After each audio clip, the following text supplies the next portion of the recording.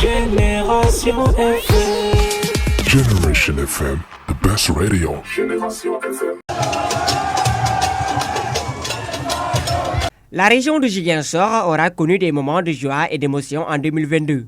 Tout d'abord, sur le plan politique, la coalition dirigée par Ousmane Sonko, le PASTEF, aura connu des succès lors des élections municipales du 24 janvier en renversant le leader de UCC, Abdoulaye Baldé, à la tête de la municipalité depuis 2009, mais aussi lors des élections législatives du 31 juillet où l'intercoalition Yewwi Askan Wi et Wallu Sénégal auront presque gagné tous les bureaux de vote de la capitale en obtenant 2 députés à l'hémicycle, Guy Marius Sagna et Oulémata Sidibé. Et dans le département de Bignona, Bakary Diédhiou et Ndenyima Goudiaby et un représentant à Oussouye, Alphonse Mané Sambou. Hormis la sphère politique, la région aussi reste mouvementée en 2022 par les violents combats entre les MFDC et les forces de défense et de sécurité, l'armée. Exactement le 24 janvier où un accrochage est eu lieu entre les éléments des contingents sénégalais de la Sénégambie basés en Gambie et les éléments rebelles de la faction de Salif Sadio. Des morts de chaque côté et également 7 soldats sénégalais faits emprisonner. C'est à l'issue d'instances négociations que Salif Sadio libère ses soldats otages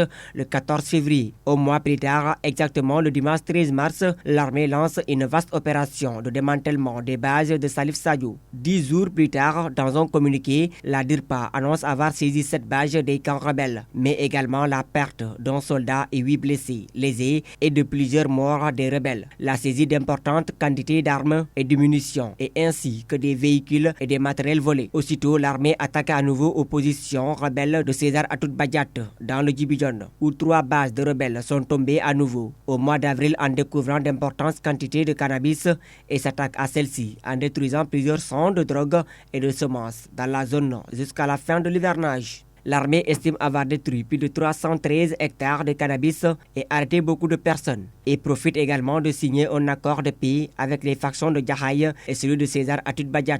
Hormis cet événement qui conduit le déplacement de plusieurs villages en pays voisin Gambie, que durent des procès de la théorie de l'affaire Boffa Bayotte, où après 4 ans de détention provisoire, le procès de l'affaire dite la théorie de Boffa Bayotte a finalement démarré le 21 mars. Mais c'est le lundi 13 juin que Omar Ampuy Boyan, René Capem Bassène et César Atoute Badiat sont condamnés à la réclusion criminelle à perpétuité. Abdoulaye Diédhiou et Alou Badara Sané écopent de 6 mois de prison avec sursis pour détention illégale d'armes à feu. Après ces événements qui relèvent plusieurs indignations de la famille des condamnés et les membres de la société civile tels que Maya Diop Sané qui demande leur libération. L'affaire de la manifestation interdite de Yewwi Askan Wi du 17 juin aura aussi bouleversé la région naturelle de la Casamance car cet événement a conduit à la mort de 2 jeunes, Abdoulaye Diatta et le taximan Idrissa Goudiaby, qui la famille demande en contre-autopsie pour éclaircir la cause du décès. En contre-autopsie qui suscite plusieurs interrogations. Et enfin, sur le plan sportif, la région aussi a vibré au triomphe des Lions du Sénégal au soir du 6 février et a vu le défilé de la précieuse coupe au mois de juin.